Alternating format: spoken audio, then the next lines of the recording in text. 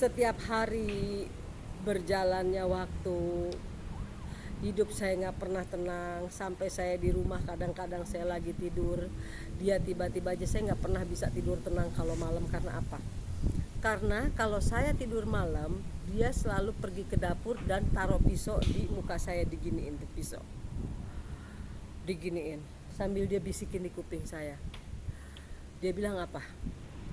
Saya itu sayang banget sama kamu, saya nggak pernah mau kehilangan kamu, tapi kenapa sih kamu ngeyel? Itu yang saya takutin. Saya takut tiba-tiba aja ada setan ngelintas atau apa bunuh saya. Matilah saya kalau saya tidur. Jadi saya setiap pagi itu, setiap malam itu saya begadang.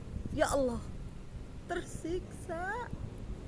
Itu saya dulu pernah tersiksa cuma gara-gara saya mempunyai suami yang kayak punya punya penyakit gitu loh. Di saat dia lagi sayang, dia sayangin saya, tapi di saat kalau dia lagi apa ya, pikirannya itu lagi error, saya nggak tahu. Yang ada kewaswasan, was-was dan was-was. Saya itu nggak pernah tenang gitu loh. Cuma dalam hati, ya Allah, mungkin ini kehidupan saya. Ya Allah, emang saya dosa, saya banyak nyakitin orang mungkin. Sampai-sampai sempat saya berpikir, saya pasrah. Kalau sampai saya harus mati dibunuh di tangan dia di kosan, saya udah pasrah. Cuman dari situ saya mikir, kalau saya mati, anak saya sama siapa yang bakalan biayain anak saya?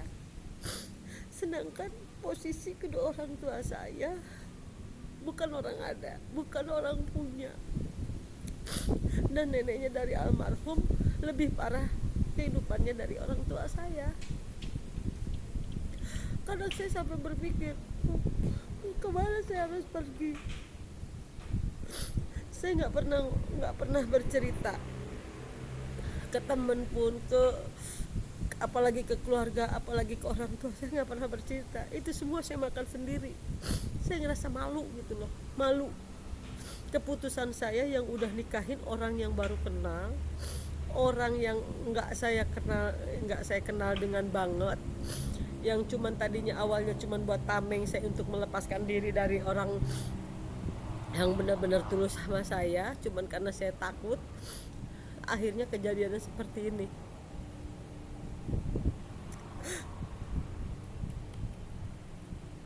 Yang saya bingungin apa? Akhirnya apa?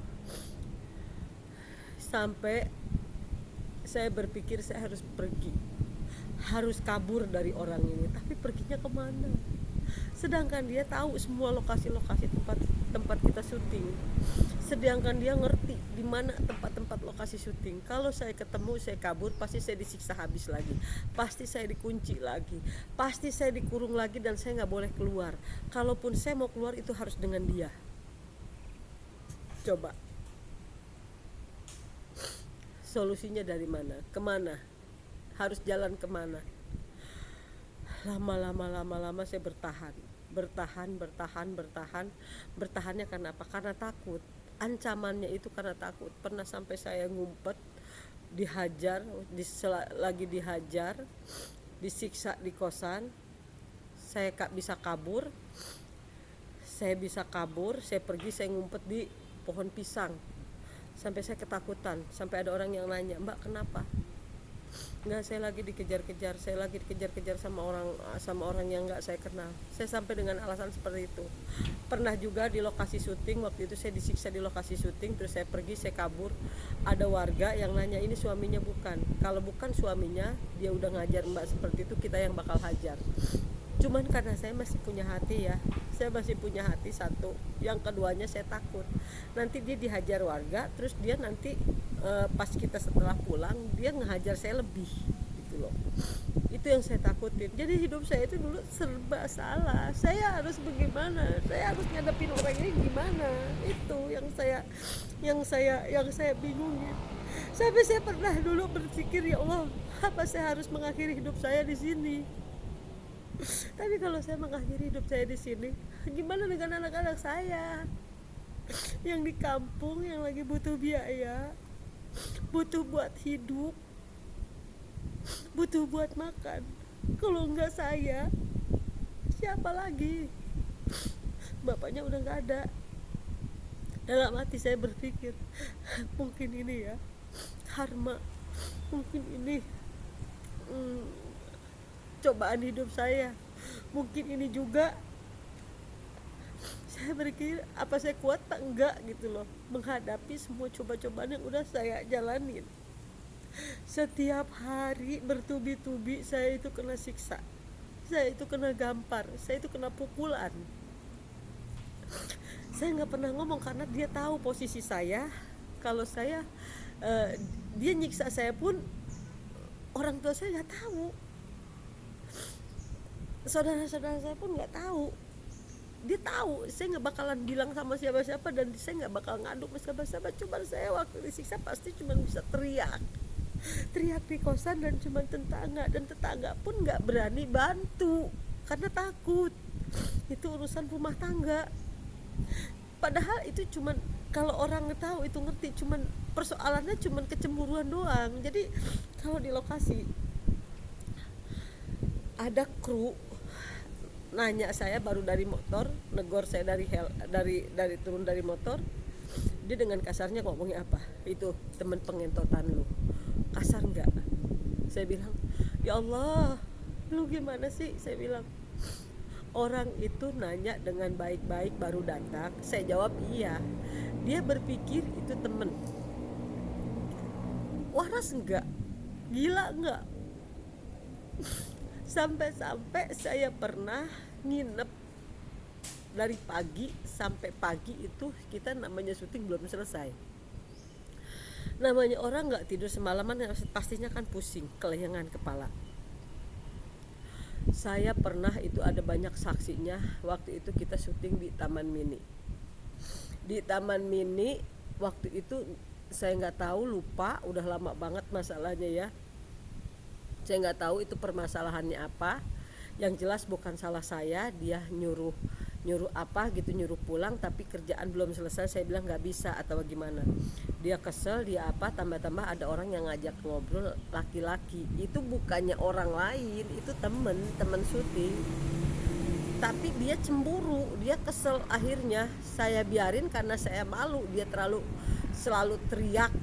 Kalau sumpahnya saya jalan nih, saya biarin karena saya malu. Setiap di lokasi syuting pasti saya ribut.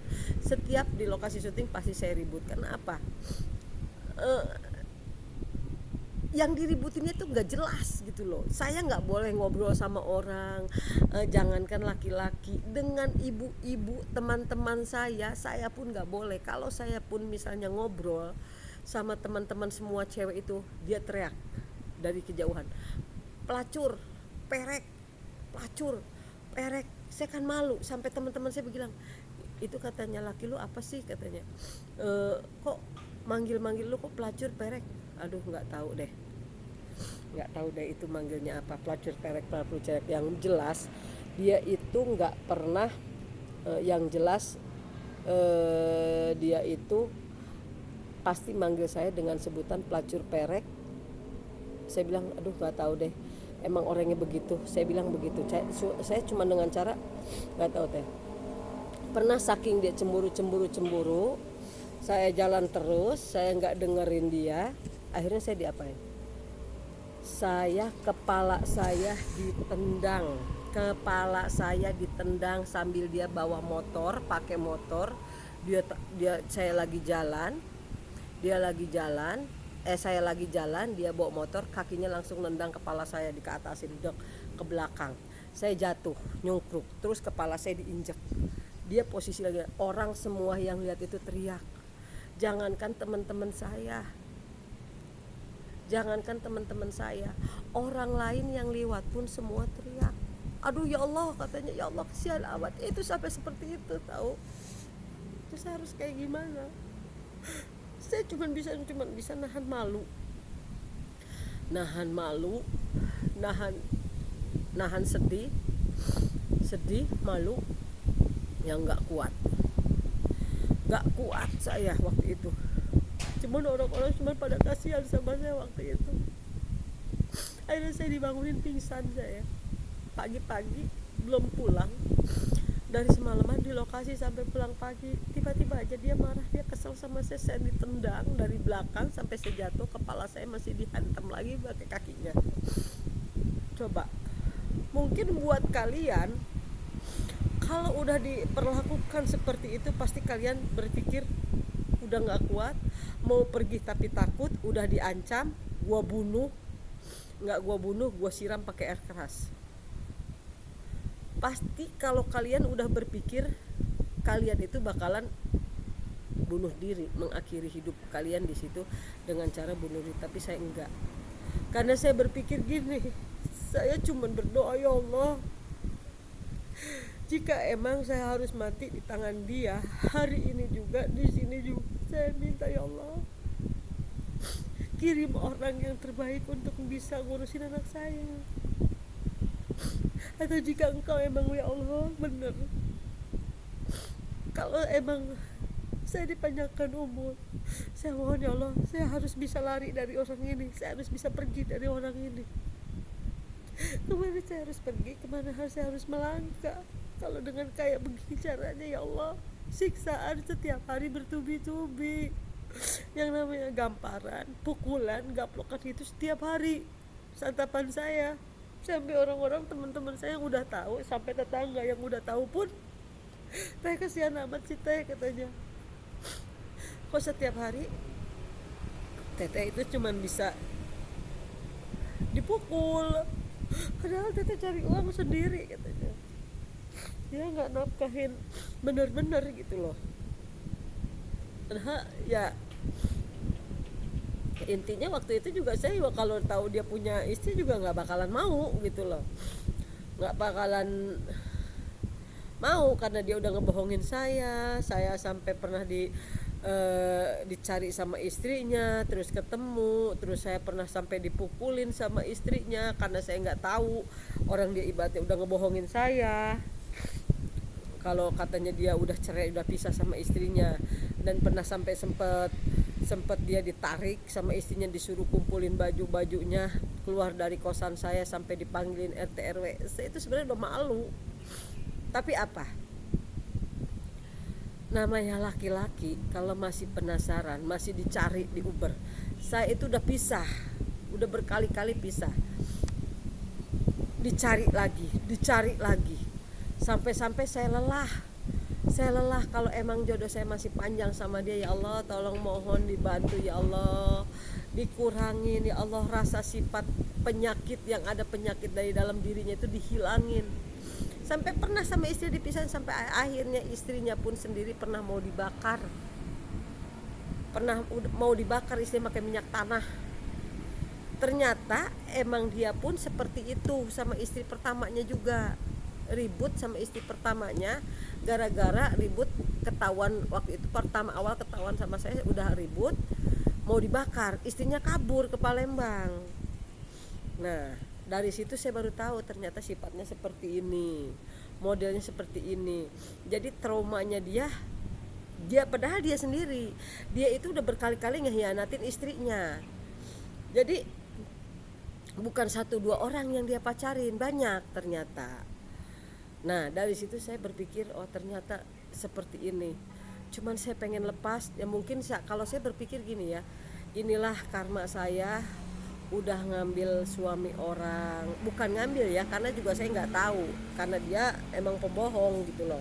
Saya juga ditipu sama dia, nggak tahu kalau dia itu istrinya ada di sini, anaknya juga ditelantarin. Uangnya itu ternyata dia punya uang pun, dia kerja sama-sama kita ngekru, sama-sama kita kerja, nggak pernah ada uangnya dikemanain.